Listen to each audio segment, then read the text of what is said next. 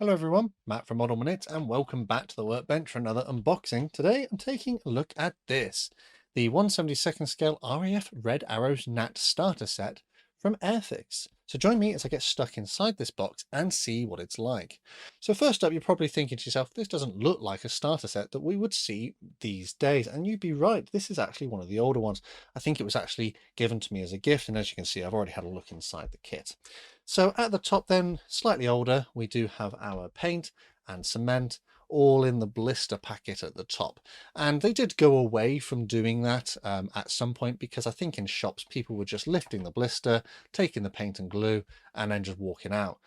So they moved it all at one point into a cardboard box at the top, and then I think they moved it all inside of the main body, which does as well help with stacking it a little bit easier, I suppose, as well.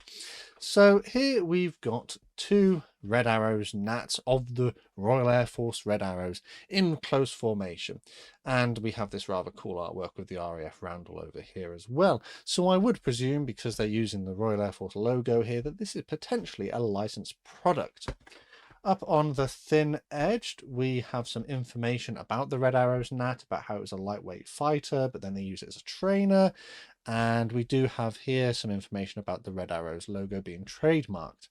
It's a skill level 1, so it should be fairly easy to build, and I have built a couple of Gnats of this tooling a few times. We have one flying hour. Flying hours are coupons, cut them out, keep them. If you're in the Airfix club, you can use them to get more kits. If you're not in the club, do send them to Models for Heroes so they can use them for their charitable work. On this edge of the box, you can see that it said A55105, and that's the product number, and it's the same on the other edge. On the bottom, we just have some health and safety information in different languages, and then we turn over to the back, and as is quite typical, we have our painting and decal placement instructions. So the first image at the top is the actual size of the finished model, a length of 160 millimeters, a width of 102, and there are 50 parts included in the kit. And as we come down, you can see that there's not that much in the way of decals that need to be applied. Overall, it's a red paint finish with some decals on the tail, the wing, and the side of the aircraft. There's a couple underneath as well for the registration code. There are 4 paint colors included: 11 silver, 19 red, 33 black, and 34 for white. And at the bottom here, this tells us that this is a Folland Gnat that was used with the Red Arrows display team based at RAF Kemble in Gloucestershire in 1978 and 79. Another good thing that Airfix do these days, or have been doing recently, is they put their tooling and the production information down the bottom. So this one down here says the model was designed and tooled in 2012, and this pack dates from 2012. So this actually predates my return to modeling, because I had a bit of a gap where I didn't model for a number of years, and this predates me returning to my modeling sort of time. So yeah, I think 2012 was the original release of this boxing, by it being the design and tooling date and the production date. So yeah, this is pretty much when it was brand new. We do have a Cartograph logo down here. Cartograph make decals, and they are going to be some of the nicest decals that are included. Anyway, at the top here, we've got a sort of hologram sticker. So it is an officially licensed product. So they would have paid royalties to the RAF or the UK MOD, and there's even an embossed sort of license number on there as well, in order to manufacture this kit. So that's that bit done. I think we'll have a look at the paint and stuff afterwards, because I'm going to rip them out, but we'll have a look inside the box first. As is normal, we'll look at the instructions and have a look through. So this predates, it's a 2012 boxing. It predates the sort of modern everything being printed in color. This is still a little bit black and white, but we have information about the actual Folland Gnat at the top. And also there is a thanks down here to the Gnat display team. So they must have helped them in their element of design work. As we turn over, we've got health and safety information on the left-hand side, and we continue. A key to the different icons we'll encounter during the build, and then we get to the assembly instructions. I've had a look at a couple of Gnats in the past, so I'm not going to dwell, because these are going to be the same instructions from this point on. But we have our cockpit, which requires the assembly of some chairs being glued into it, air intakes on the side of the fuselage, landing gear bays need to be glued in at this point with the landing gear. There is the option to have the landing gear lowered or raised depending on how you want to display the model. There is no display stand, however, so if you want to have the landing gear raised, you will probably need to find your own display stand for that. These parts get glued inside of the aircraft, and then so too does the cockpit, and then the fuselage halves get joined together. I remember the installation of the landing gear can be a little fiddly, so this being a skill level, what was it, 1, is a little questionable. I would say this is probably more like a skill level 2 because it does take a little bit of fiddling to get things in the right place. Here it does make reference of the display stand that was sort of in the Airfix range at this period of time, but I don't believe they manufacture them anymore, as I've not seen them in a very long time. But there are 3D printable versions available online which do account for this sort of design if you wanted to use one. Landing gear, again, front landing gear, raised or lowered, and then we progress on to adding the wheels. Our wing surfaces get joined together, and then that gets joined onto the aircraft. I remember from the examples I built, there is an ever so slight gap at the front here, so that's just something to watch out for where this part joins the back of the cockpit. The engine exhaust nozzle gets glued into its little hole here, and then the tail surfaces into their slots as well. At this point, you could add your sort of antenna things that go on the top. The pilots, they do say to install them here, but if I remember correctly, I don't think they quite fit, and I had to cut their legs off. So it might be better to do that much earlier. And then one part canopy, landing light on the nose, and then probe on the nose. So I built the Hot Shots version recently, and I found it to be absolutely fine. But I've also built the Yellowjack version as well, and that was fine to build as well. Here we have our one little sheet of decals printed by Cartograph. Despite being a 2012 era kit, these are still up to a really nice standard. Printing is really fine, colors are really good, and the registration, so the registration is how everything aligns when it's being printed. So like, for example, in the old days, you'd get red dots in the center, but they're not in the center, they're off to one side, and that's to do with the registration. So these are actually all nice, perfectly centered. Decal film doesn't look overly thick. I can't see any rips or tears or blemishes. So yeah, not too many here. Probably the perfect amount for a starter set. But as we'll probably discuss in a bit, this is never going to probably be in the starter set range again, because it's not technically a starter set. So here we have the parts, and you can see the parts are still sealed, which is really nice. And it means I haven't been tempted to have a rummage. So we'll have a look very briefly, because this is going to be exactly the same as the ones that I looked at before. Maybe because it's a 2012 production, the molding will be like perfect, because it's basically when the tooling was brand new. So on here we've got our clear part, and we have our canopy and the landing light there. Actually, the clear part is it's got some scuffs on it, or is that residue? No, there's a few little scuffs and artifacts just on the edges here. A little bit disappointing, seeing as this is the first run of the kit. I don't remember that being on my Hot Shots version, so a little disappointing. The very front here, it's almost like a little bit cloudy, and I will just see if it comes. No, I think that's part of the molding. So that's a bit of a shame.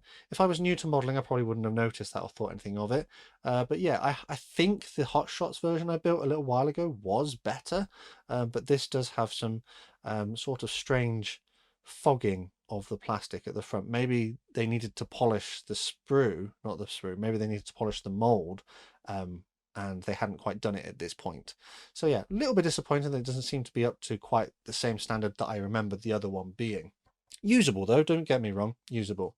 Then we have two light grey plastic sprues containing the remainder of our parts. And more modern kits will have dark grey plastic, whereas these have got the lighter grey plastic. And looking at this, moulding is relatively crisp. We have recessed panel lines and raised details as appropriate. Being a 2012 kit, the panel lines are a little bit more chunky than they would be on sort of more modernly designed kits, but generally pretty good. The moulding does seem fairly crisp, but it does seem to be of a similar standard to I remember the Hot Shots version being, and the Yellowjack version. Inside of the fuselage, we do have some cockpit detail. These parts here are actually for underwing tanks, but we don't need them for our kit, so they will just be spare parts that are not used. Air intakes, landing gear legs, cockpit details. Yeah, generally fine. No short shots or anything like that, which is good. And then we come on to our wing surfaces. Again, we've got recessed panel lines and raised details as appropriate. The other side of the wings there, we've got our probe with some extra bits of plastic that just needs sanding away. We do have some flash here around these parts. There is a bit of flash in a few places. It is, I don't know, it feels sort of similar to how I remember the Hot Shots one being. You know, it's okay. We've got our two crew figures here. The crew figures are to a good standard. They are absolutely fine, not a problem. And yeah, you know, it's an okay kit. It does the job, but this one will require a little bit of tidying up, but no more so than I think the Hot Shots version I did. So those are those bits. For sanity's sake, we will have a look at the paints. So bearing in mind, oh, hello. You see what I mean by how like the blister can just be, like the paint can just be taken. So the glue on the bottom obviously wasn't enough to sort of hold it in. So people can just come along, take out your paint in the shop quite covertly, and then walk away. And this is still hanging up on the stand with no paints in it. Right. I didn't even have to rip that open. So we have 4 paints as expected, a cement and a brush. So bearing in mind this is 2012 vintage, you know, I don't anticipate everything being usable. Cement, yeah, no, that's still liquid, that's good. I just saw it come out the top there. Fine. Paintbrush is a number 2. It has a weird residue on the outside of the brush, but if I just wash it, I'm sure it'll be fine. And that looks okay. It does need washing because there's probably like a bit of wax on there just to hold the shape, but that's fine from what I can tell. And then we had our 4 paints, 11, 19, 33 and 34. 11 is our metallic silver, and if we open it up, it has sort of separated, but as you can see it's still wet, so that is usable. Bit of mixing and that'll be fine. It's in a flappy top bottle, so you know the flappy top bottles were fine.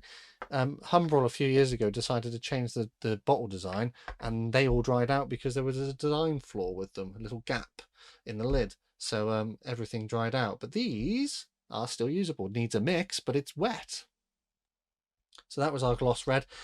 Incidentally, gloss red is so difficult to paint with.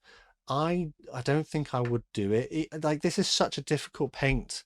I know it's only one color primarily, but I did the Jet Provost with the Gloss 19 years ago, and it just was so thick and gloopy. If I was a beginner, actually no, if I wasn't a beginner, if I was a beginner, I would have probably used these and had the same results. If I were to give a beginner a piece of advice, it would be go and get a rattle can or something and use that, because it would just save you so many headaches. 33 is matte black, so for like the wheels and things. And yeah, no, mix that up and we'll be good to go. That's fine. That's wet. That's liquid paint in there. 34 is our white. There you go. It's a little, well, it's a little gel-like, little thick perhaps, but just mix it. A mix of that and it'll be good to go. So it blows my mind that these 2012 paints are in a better condition than even some of, I think it was like 2020 when they changed the pot design. You bought the 2020 like Spitfire, open the box and some of the paints were already dry straight out of the box, whereas 2012, 8 years prior, and now it's 2025 and these are still perfectly fine. Blows my mind. So yeah, that was that. 4 paints which are still perfectly usable. I probably won't use them. What I think I'll actually do is I'll do this one, and I also have a yellow Jack Gnat in the stash, which is the yellow version, and I'll just do them with rattle cans. So rattle can wise, I've got a red from Revell, fiery red, that'll do, and I've got a yellow there also. They're only small cans, they're not the cheapest in the world, but I think literally build it up, mask the canopy, both at the same time, spray them, and do them in one go. 2 kits for 1, basically. But yeah, so accessories, still perfectly usable.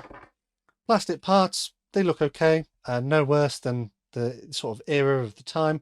Maybe the details are a little thick. There are some bits of flash that will need addressing, but generally acceptable. Clear parts, I don't remember having these sort of weird artifacts on the inside of the canopy, so maybe not as nice as I've seen. Perhaps the molds were polished after this run was done, but you know, usable. And decals are really nice, up to the usual standard from Cartograph, even though they are what, 2012, what, 13 years old now. Instructions printed in black and white, but acceptable, seeing as there's no painting instructions in there. And the box with the painting instructions on the back, absolutely fine. So we have discussed that this is a 2012 release from the 2012 tooling. It is unlikely that you would ever see this as a starter set again. I imagine first up, getting it licensed is quite costly.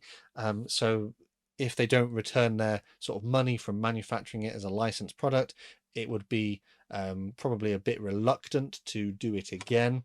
They have released the Yellowjack version, which was like the precursor to the Red Arrows, a number of times, and quite often you can see those in discounted supermarkets. And I'll probably have another go at one of those because I've got one in the stash somewhere.